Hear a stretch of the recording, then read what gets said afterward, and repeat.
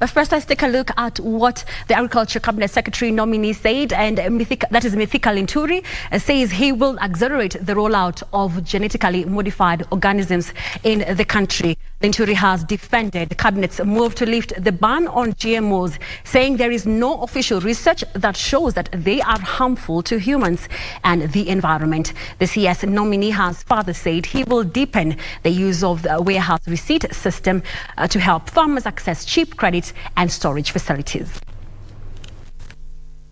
Last month, the Cabinet approved the cultivation and import of genetically modified organisms, lifting the ban that was imposed by the government in 2011.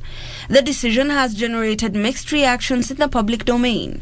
Appearing before the Parliamentary Committee on Appointments, Agriculture Cabinet Secretary nominee Mithika Linturi has said he will work with all relevant institutions to hasten the adoption of GMO crops in Kenya.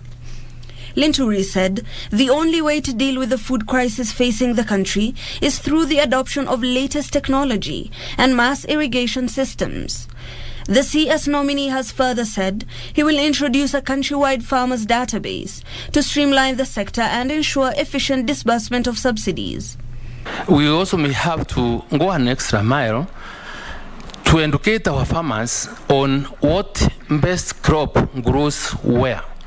And with that kind of data, then we will be able to maximize on productivity and avail information to our farmers so that you do not plant barley in an area that requires you to plant rice.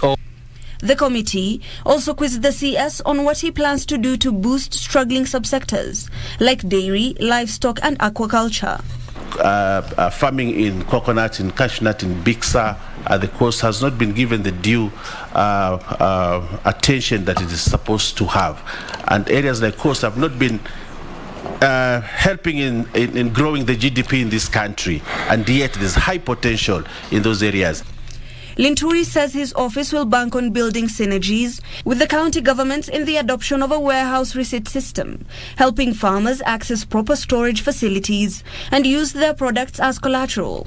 Parliament approved the Warehouse Receipt System Act, providing a legal framework for its development and governance. What are your plans to ensure that farming becomes profitable and that the farmers are assured of predictable income, so that you can capture these young people who are unemployed? Many of them are afraid of that, and many of them, because of failure for unguaranteed way of trying to assess what incomes or what you can be able to predictably be able to assess from a crop, have made it very difficult for many of our children to engage in it.